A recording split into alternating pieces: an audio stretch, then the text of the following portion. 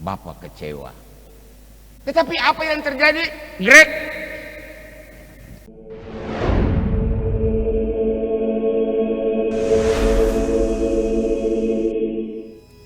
Haleluya, haleluya, haleluya, haleluya.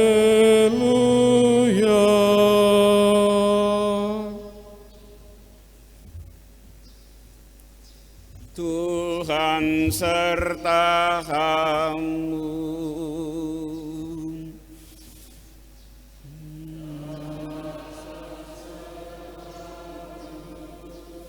Inilah Injil Yesus Kristus menurut Matius.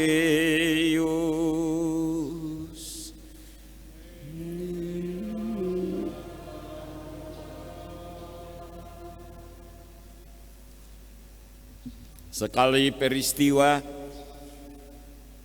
Yesus berkata kepada imam-imam kepala dan tua-tua bangsa Yahudi, "Bagaimana pendapatmu? Ada seorang mempunyai 2 anak laki-laki.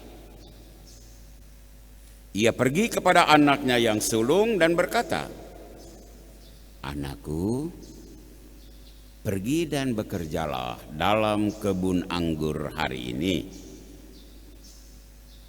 Anak itu menjawab, 'Baik, Bapa.' Tapi kemudian ia tidak pergi. Lalu orang itu pergi kepada anaknya yang kedua dan berkata demikian juga. Dan anak itu menjawab, 'Aku tidak mau.' Tapi kemudian ia menyesal dan pergi bekerja. Siapakah di antara kedua anak itu yang melakukan kehendak ayahnya?" Jawab mereka, "Yang terakhir."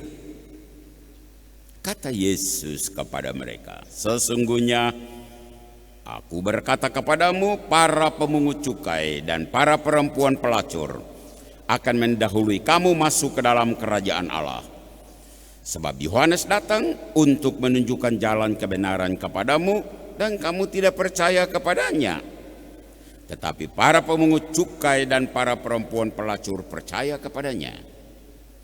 Meskipun kamu melihatnya, tetapi kemudian kamu tetap tidak menyesal dan kamu juga tidak percaya kepadanya." Demikianlah Injil Tuhan.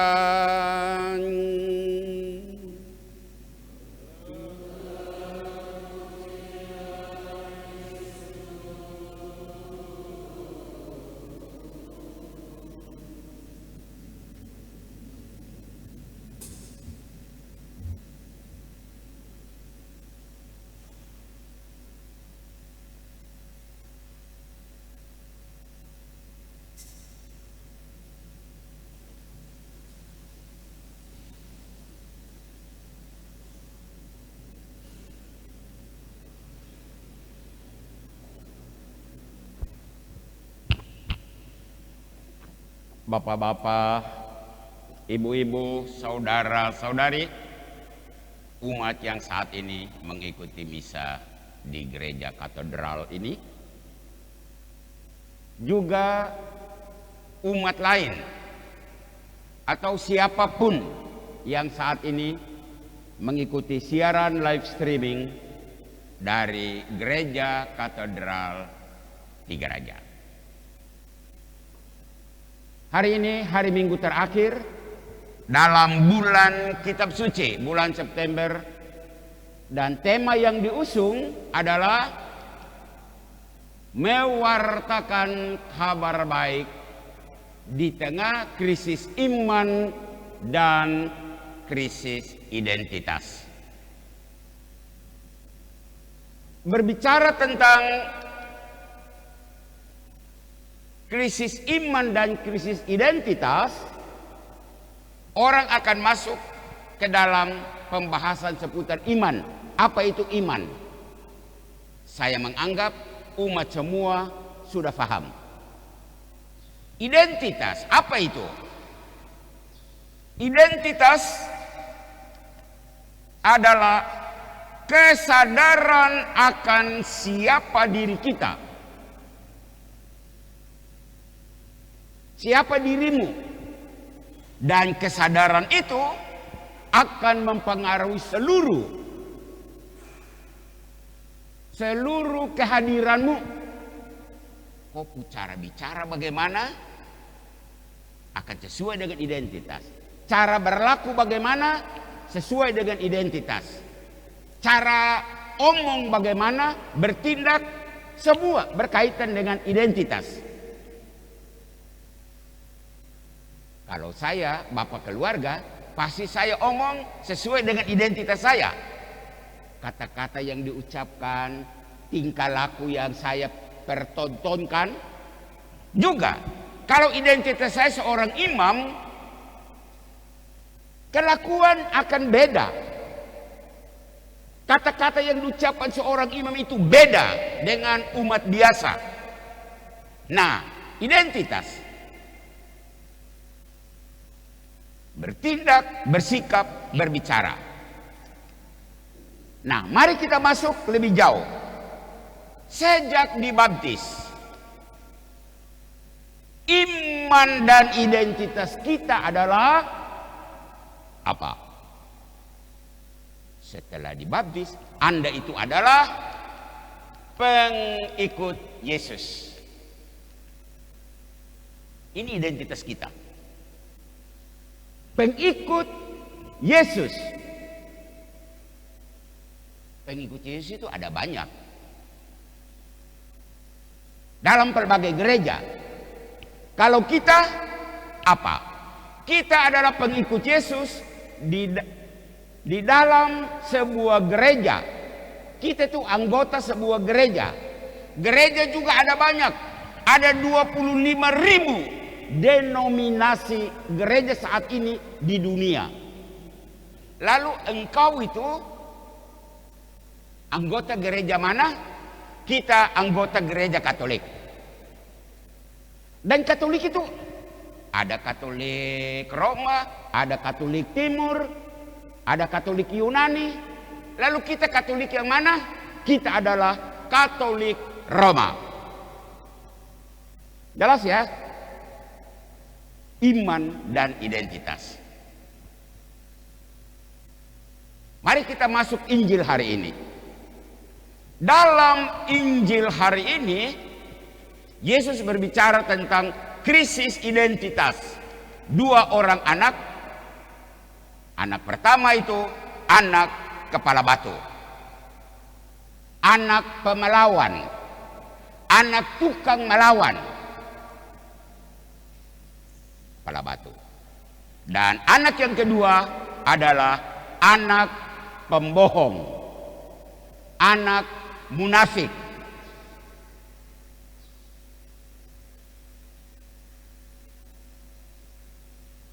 Supaya pembicaraan katekese ini menjadi konkret, saya butuh dua orang untuk datang bersama saya. Saya akan panggil dua orang. Siapa?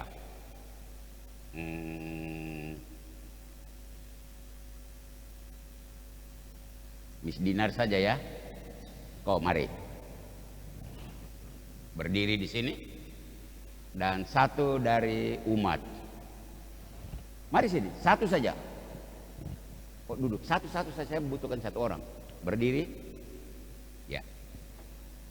Ya. Saya butuhkan satu orang lari. Siapa yang bersedia maju? Kalau tidak saya tunjuk.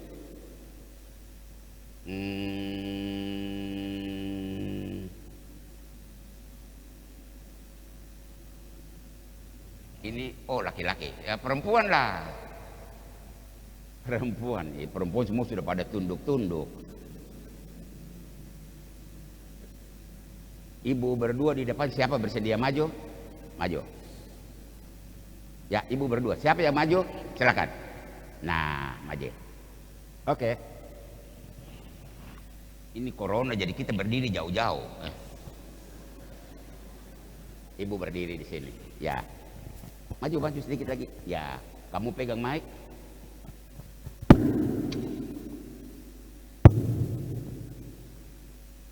Ini perwakilan umat untuk bersama pastor berbicara tentang isi kitab suci. Hari ini berkaitan dengan krisis identitas. Kamu dua lihat ke layar. Sekarang berdiri menghadap ke layar. Oke? Perhatikan baik-baik, karena sebentar akan saya bertanya.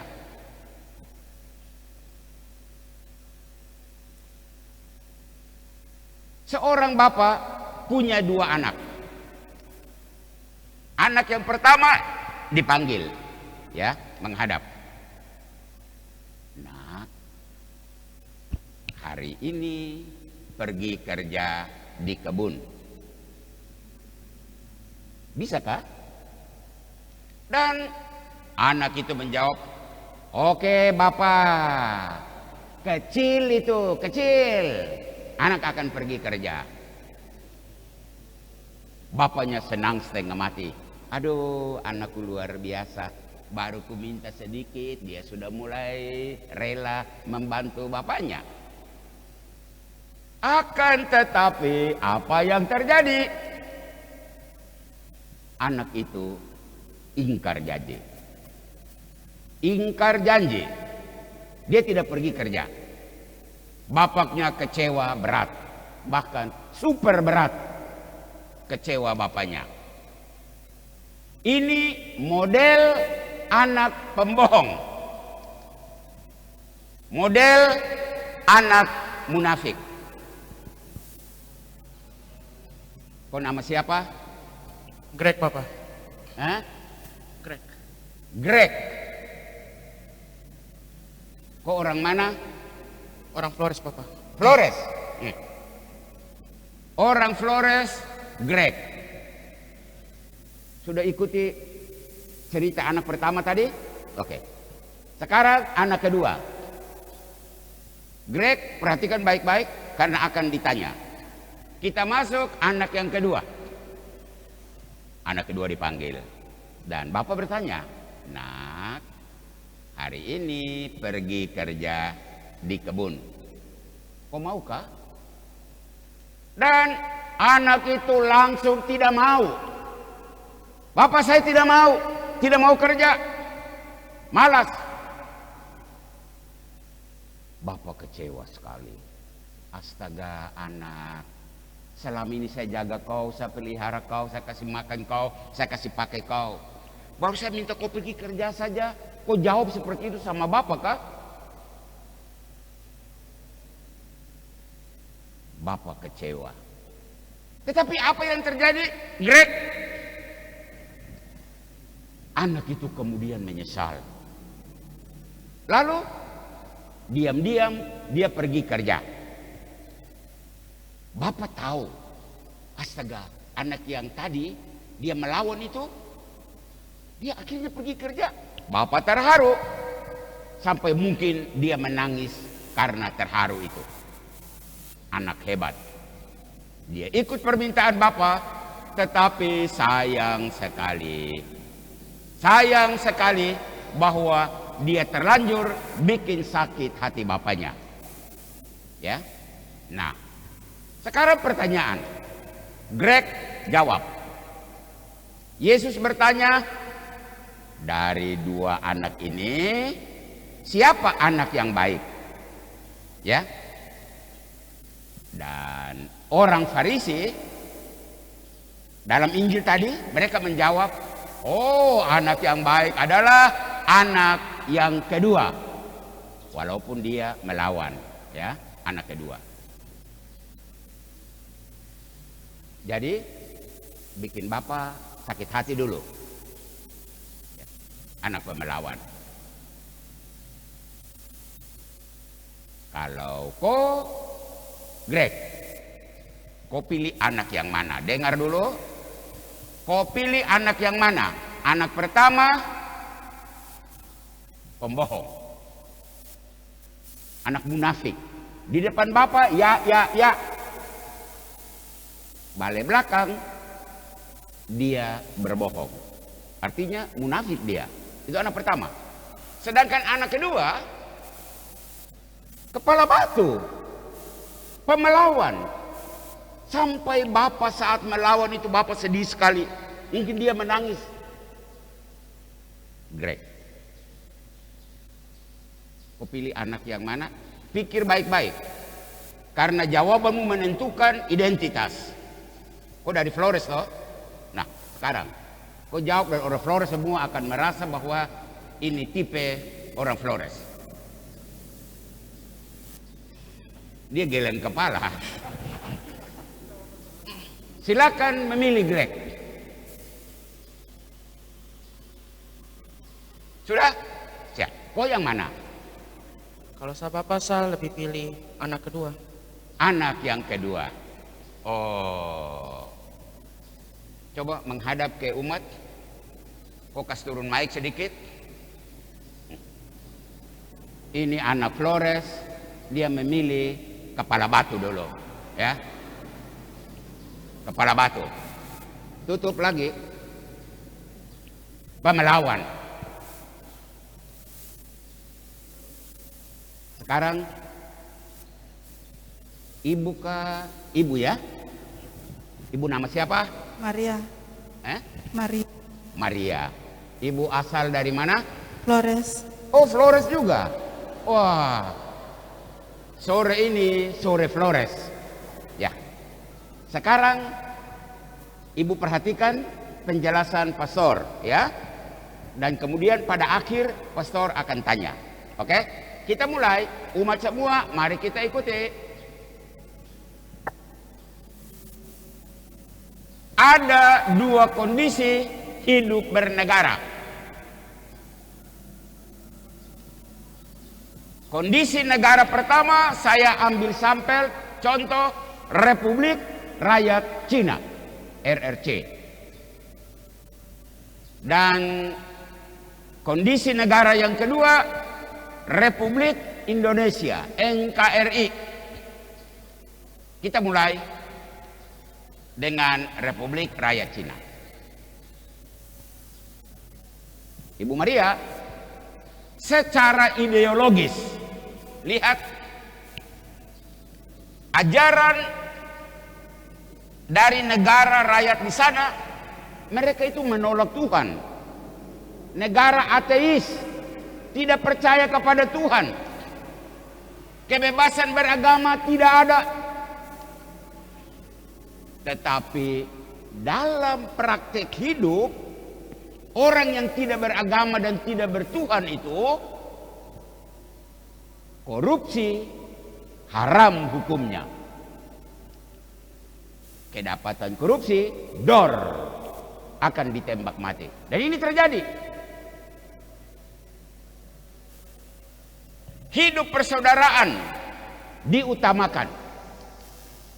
Keadilan ditegakkan.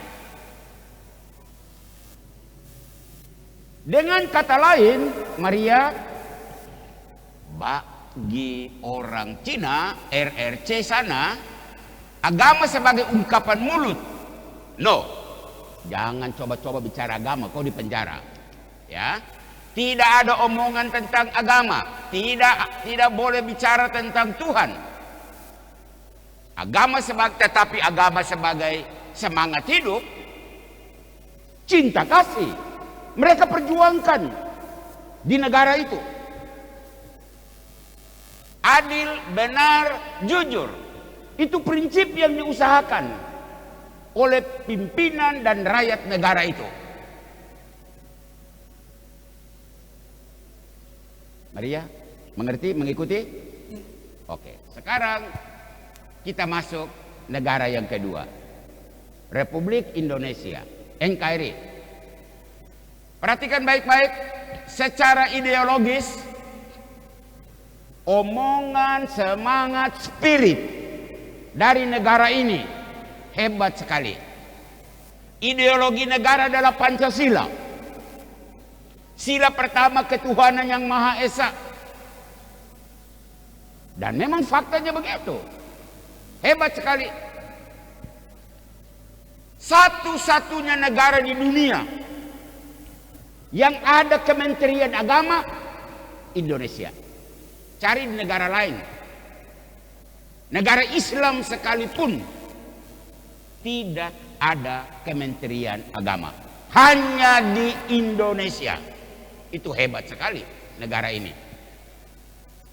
Orang yang paling banyak omong tentang Tuhan, negara ini, bangsa ini. Gereja-gereja penuh setiap hari Minggu. Sore ini tidak terlalu penuh. Tadi pagi penuh sampai di belakang gereja ini. Sayap itu penuh, kiri kanan. Balkon sana penuh. Bangsa ini, gereja penuh hari Minggu. Masjid-masjid penuh sesak hari Jumat. Bangsa ini.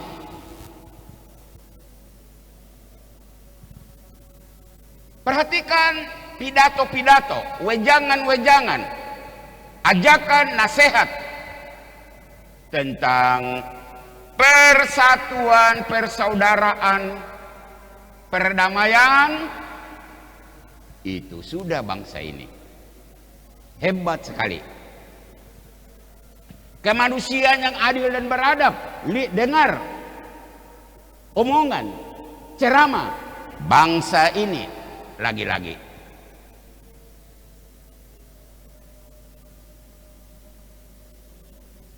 saya mengajak kita, mari kita masuk kenyataannya. Kenyataan yang kita hadapi, kita lihat, kita alami adalah omdo. Maria, omdo. Omdo itu omong doang. Tinggal bicara saja. Ini yang kita hadapi dan kita alami. Nah, coba perhatikan, saya mengangkat beberapa hal. Saat kerusuhan terjadi, berapa banyak gereja dan masjid dibakar di negara ini? Unbelievable. Hampir kita tidak percaya. Dahsyat. Gereja, masjid, tempat-tempat ibadat dibakar. Bangsa ini. Berapa banyak nyawa melayang karena masalah sara, suku, agama, ras, antar golongan. Luar biasa. Warga bangsa ini adalah pelakunya. Hanya karena beda suku, beda agama, beda ras, beda golongan, dihabisi. Warga bangsa ini adalah pelaku semua itu. Kok bisa ya di SMS, di Facebook banyak orang pakai istilah ini? Siapa mau help? Siapa mau help kondisi bangsa ini?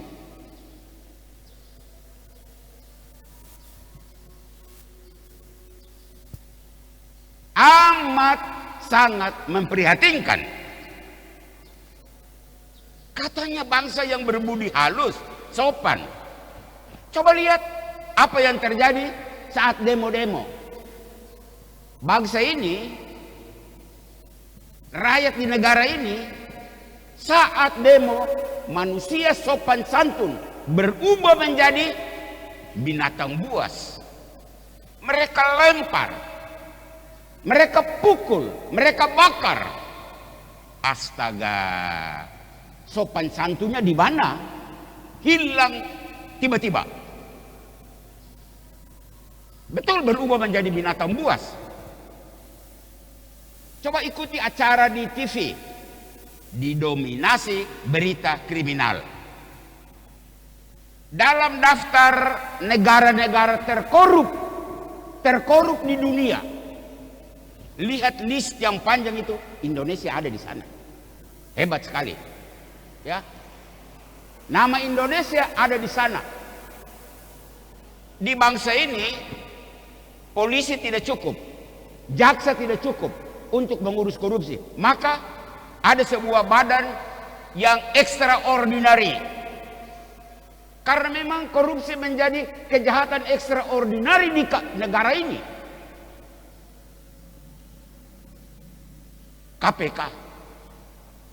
KPK dibutuhkan di negara ini.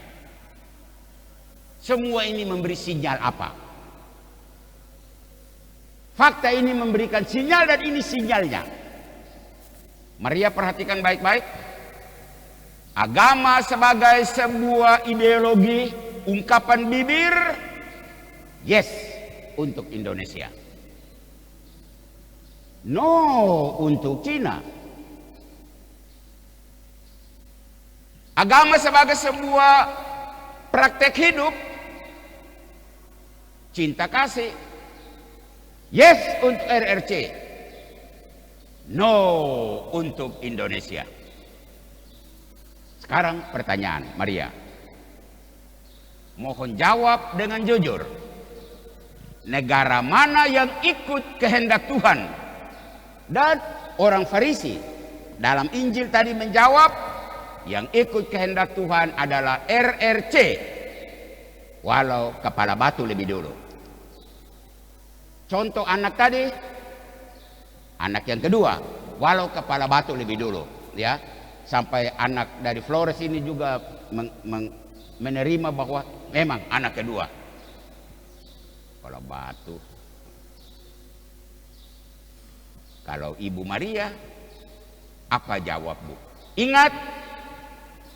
Ingat, jawaban akan sangat menentukan identitas, ya. Hati-hati menjawab, karena kalau Ibu menjawab RRC,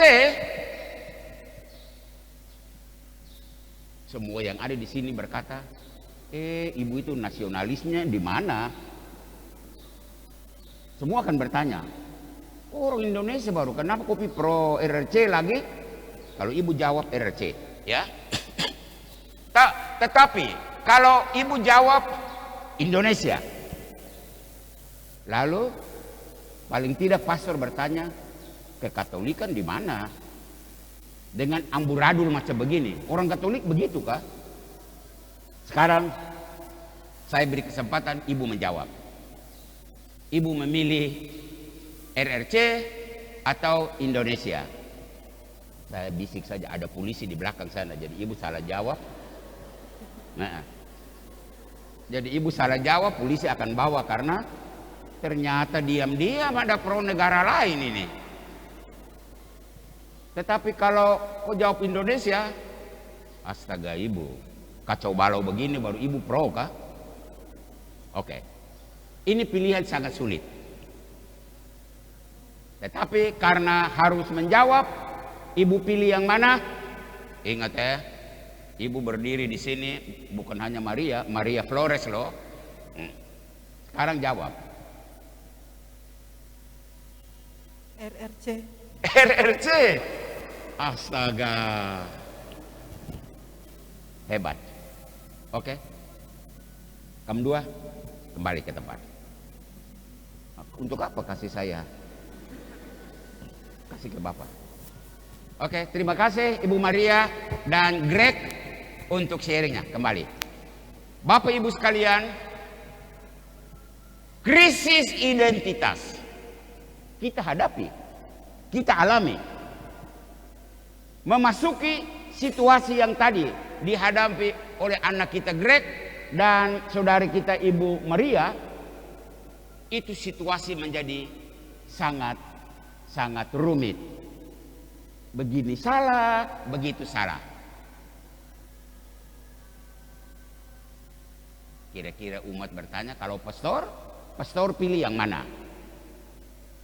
Mari kita masuk pesan hari ini. Ada 3 pesan. Pesan yang pertama, sebelum membenahi diri orang lain, marilah kita membenahi diri sendiri dulu. Mengapa? Karena pribadi yang krisis iman, pribadi yang krisis identitas, akan menghasilkan bangsa yang krisis iman, bangsa yang krisis identitas. Kalau kita semua baik, bangsa ini akan baik. Kalau kita semua rusak, bangsa ini juga akan rusak. Jadi pesan pertama adalah mari kita memperbaiki diri dulu. Itu pesan yang pertama. Pesan yang kedua,